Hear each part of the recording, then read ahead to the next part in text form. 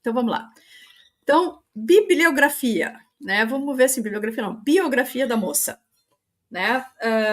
Uma das coisas que a gente percebe é que existem dados conflitantes a respeito, realmente, da data de nascimento, da cidade de nascimento, tá? E fica muito difícil a gente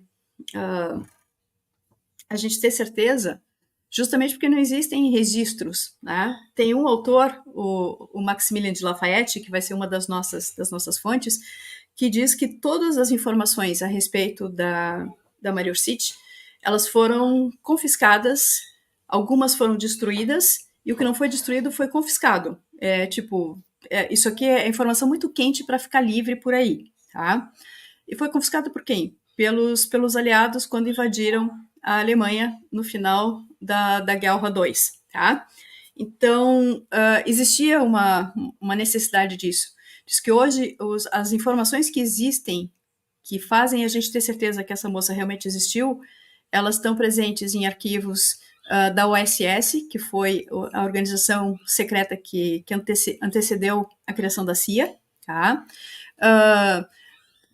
As sociedades secretas também, as agências de inteligência britânica e a própria agência de inteligência alemã que guardou alguma coisa, tá?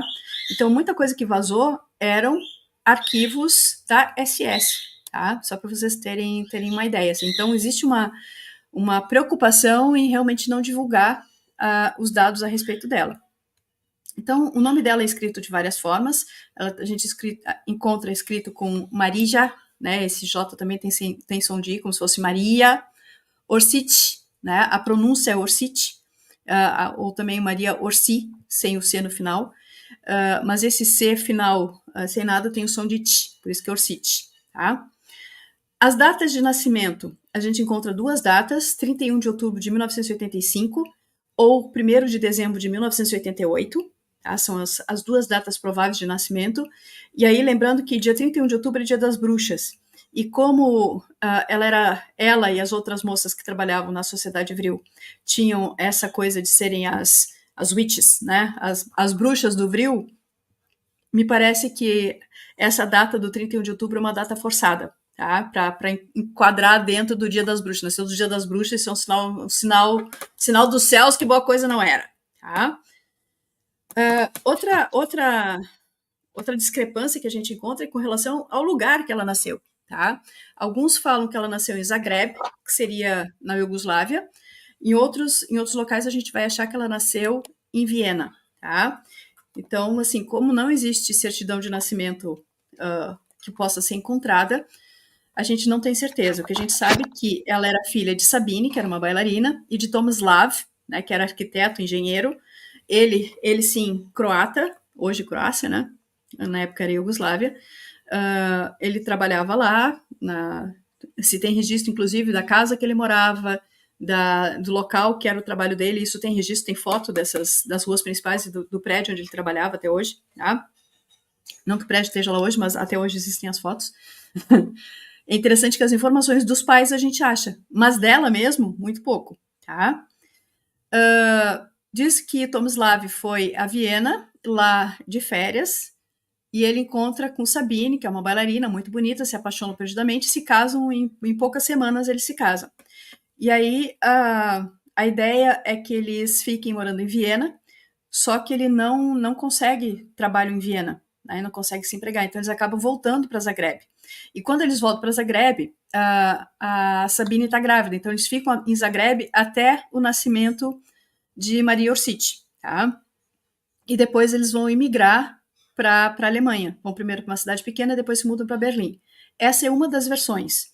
Em outras das versões, eles já ficaram em Viena, e é em Viena mesmo que Maria teria nascido, o que é engraçado, porque a gente pensa nela como Iugoslávia, croata, exatamente como o Tesla, e ela nascendo em Viena seria austríaca, tá? Na época ainda seria acho que o Império Austro-Alemão, enfim, tá? E depois, então, que seria a imigração para a Alemanha. Tá? Então, basicamente, essas são as versões que a gente tem, tanto em data de nascimento e em local de nascimento. E com relação a A morte, a gente não tem registro de morte, tem registro de desaparecimento. E o que fica do desaparecimento é uma carta que é enviada a todos os participantes da Sociedade Vril, as participantes, né, da Sociedade Vril, dizendo que não vai ficar ninguém aqui. E essa carta é assinada pela própria Maria. Essa carta ela é enviada em 11 de março de 1945. E é a última informação que se tem, e é o último registro de que qualquer pessoa tenha visto Maria Orsic. Com relação às habilidades mediúnicas, ela se desenvolve na adolescência, tá? Então, ela estudava num colégio católico, ela se forma com 17 anos, ela termina o estudo, e depois que ela sai da escola é que esses fenômenos acontecem.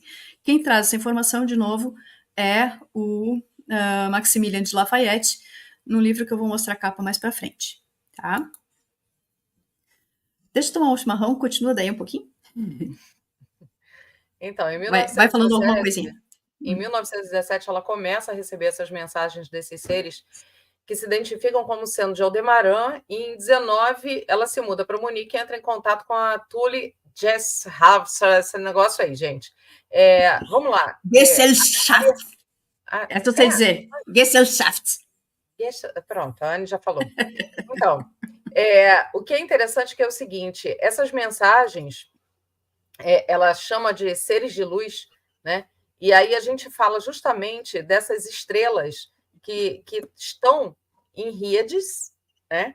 E uma das coisas, e a gente vai falar depois sobre a nossa visualização, é que a gente não tem muita certeza de Aldebaran, né? Mas vamos lá. E aí, essas mensagens dos extraterrestres, elas vieram através de línguas em que a Maria não dominava. Para de atravessar. Psh, calma. Viu? Não dá para deixar elas fazer. Tá furando o roteiro todo, criatura. É isso aqui, ó. Como assim? Espera, calma, respira, que a gente tem que falar aqui desse contato com a Tully Gesellschaft. O que é essa Tully Gesellschaft? O que significa isso? Né? Essa aí é a tal da Sociedade Tully. Gesellschaft é sociedade em alemão, tá? Porque eu vou... Então, essa Sociedade Tully... deixar isso na frente, tá? Isso. A Sociedade Tully é esse símbolozinho que está aqui embaixo, né? Então, a forma original e a forma colorizada, tá? Que já existia, na verdade, e aí começa aquele negócio, é uma sociedade secreta que já existia, ela vai mudando de nome, mas os interesses continuam dentro do mundo metafísico, mas com aplicações geopolíticas, tá? Então, ela é criada em 1919, e ela coleta, né, fazem parte dessa Tully, da Sociedade Tully, a nata da sociedade alemã. Então, aqui a gente tem intelectuais, a gente tem empresários, os industriais, né, dono do poder das indústrias, gente com dinheiro, né, e também o pessoal voltado à parte militar. É a Tully Gesellschaft que vai financiar a criação do Partido dos Trabalhadores Alemães. Tá? O Partido dos Trabalhadores Alemães é que vai ter a figura do El Bigodinho como uma figura de liderança, tá? O El Bigodinho, nessa época, inclusive, estava preso, né? Estava numa prisão na Áustria. Depois que ele sai da prisão, ele acaba sendo lançado justamente por conta dos interesses que eles tinham também no oculto. E é uma mão lava a outra, e ele é lançado, então, a Tully é a que está por trás do surgimento do Partido Trabalhista Alemão. E depois, esse Partido Trabalhista, ele muda de nome para Partido Nacional Socialista Alemão, que é aquele que a gente conhece, tá? Agora sim eu posso mudar. Daí a gente tem a criação da Sociedade Vril, que não nasce com esse nome, tá? Ela nasce como Alldeutsche Gesellschaft für Metaphysik, tá? Ou Sociedade Pan-Alemã de Metafísica, ou alguma coisa do gênero. Tá? Esse é o nome oficial. Lá na frente, eu nem tinha visto que você já tinha colocado aí. Porque essa aqui é a informação, tá? E aí, esse grupo de mulheres, ela cria essa em 1921, 2 anos depois, então, de ter entrado em contato com a Tully. E aí, assim, a pergunta que fica é, por que ela entrou em contato com a Tully? Tá? O que eu consegui encontrar pesquisando foi de que, como era na Tully que estava o pessoal com o Pila, né? Ela estava atrás dessas pessoas para conseguir financiamento para botar em prática a criação das naves que ela tinha recebido o projeto. porque ela começa a receber esses projetos em 1917, tá? Só que ela não tem grana, né? É uma família de classe média, né? Daquilo, como é que ela vai conseguir dinheiro para construir? Então, ela precisava desses empresários, precisava de alguém que tivesse indústria, que tivesse condição de pesquisa para financiar e também conseguir fazer.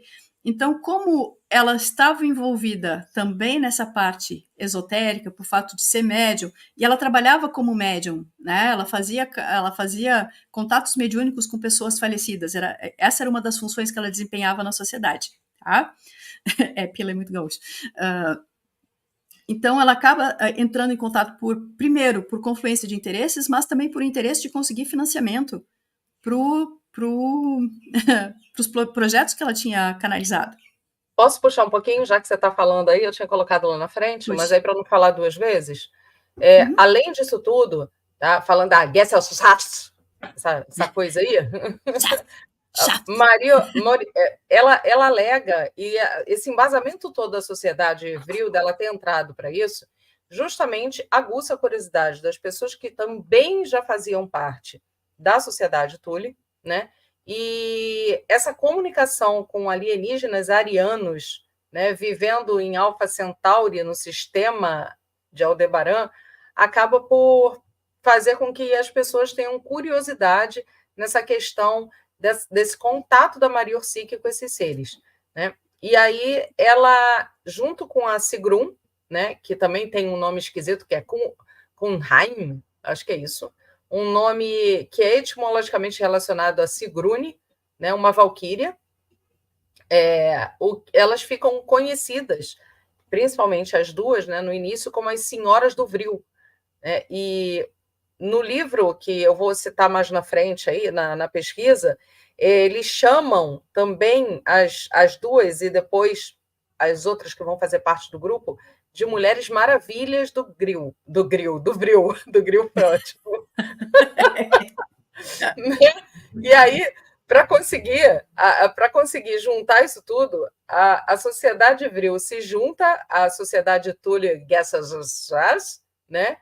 E faz essa fusão do conhecimento, não só da questão das seitas, que eles já faziam, como outros experimentos que tem dentro dessas seitas, que a gente sabe que são experimentos genéticos, como hibridização e coisas esquisitas, né?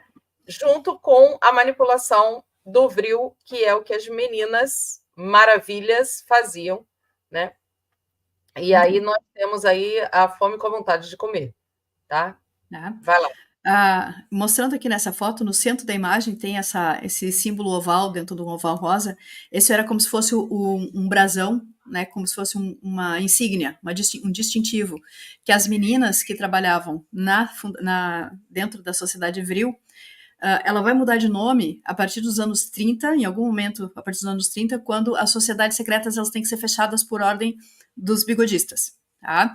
Pensando que o Bigodão ele chega ao poder em 1933, provavelmente isso tenha acontecido em 1934 ou 35. Então é aí que ela passa a se chamar Sociedade Vril e passa para um lado, é como se a Sociedade Pan-Americana de Metafísica fosse fechada e ela passa para um círculo interno de uma sociedade Thule. Então é como se fossem várias sociedades trabalhando de modos sincrônicos, entrelaçados, cada um com foco específico.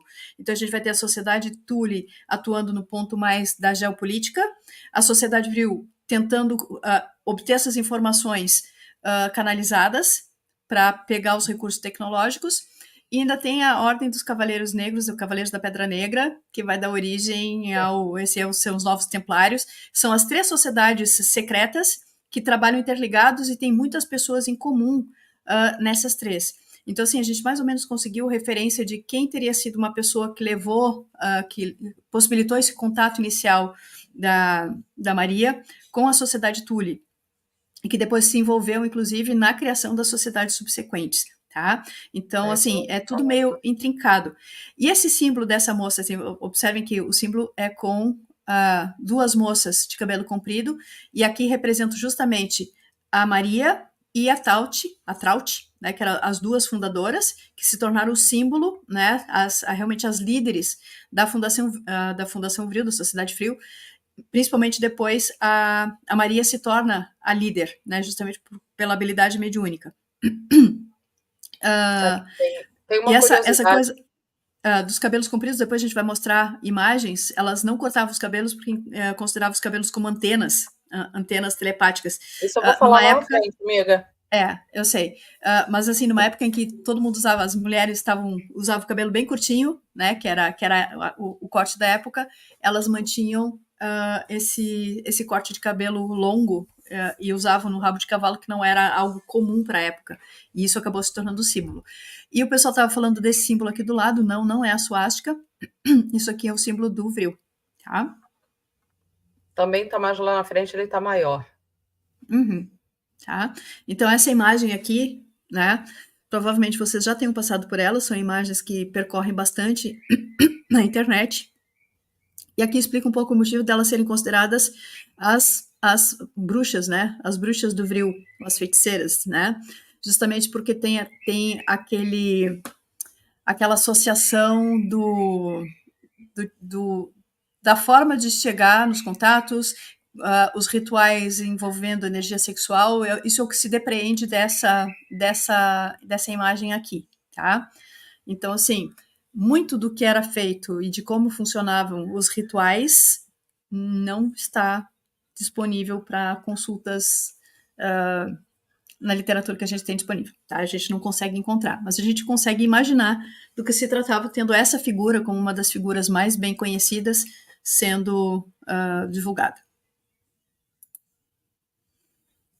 E aqui está uma das médiums, né, que faziam parte da sociedade Vril, a Vril Gesellschaft, entre os anos de 22 e 45, que foi o tempo que durou a sociedade.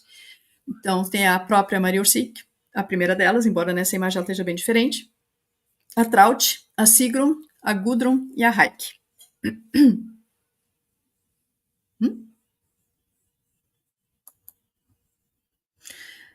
E aqui é uma das partes interessantes, porque elas recebiam essas canalizações em umas línguas que elas não conheciam. Nem a Traut, nem a Sigrun, nem a própria Maria. Então aqui a gente tem 2 trechos, né? Então dá bem para ver que é uma escrita, mas com símbolos bem diferentes. E esses símbolos se parecem muito com esse quadradinho branco. Isso aqui é fenício primitivo. E aqui uma outra escrita que parece alguma coisa como escrita cuneiforme, inclusive, que tá bem ruim a imagem. Tá? Então, era identificado que elas recebiam os textos, especialmente Maria, recebiam textos canalizados em algo que foi descrito como sumério, ou um sumério ancestral, ou esse fenício antigo, ou num templário germânico. É isso, né? Templário germânico. Seja lá o que isso signifique. Não sei se a Dini tem mais alguma informação.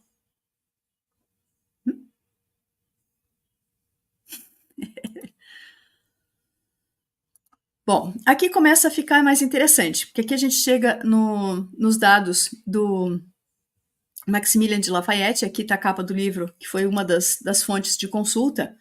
O título do livro é Maria Ursik, a mulher que que originou e criou os primeiros discos voadores da Terra, tá? Esse é o título pequenininho do livro dele. Todos os livros dele têm esses títulos que parecem um parágrafo, tá?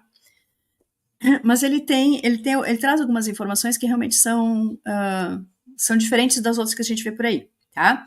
Segundo ele, Maria, quando começou a ter o contato com esses seres de fora, ela passou por episódios que ela perdia a consciência. Então, era descrito como se ela estivesse no estado de coma, né? Que ela passava algumas horas nesse estado. E aí isso aconteceu pela primeira vez, e aí ela não sabia, isso foi em fevereiro, quando aconteceu, e quando ela volta, ela descreve que teve contato com seres que eram muito lindos, né? Seres brilhantes, muito lindos, mas que se diziam que eram de outro lugar, não eram da Terra, só que ela não entendia o que eles estavam falando, que falavam com ela numa língua que ela não entendia. No dia seguinte se repete esse mesmo episódio, ela fica várias horas sem consciência,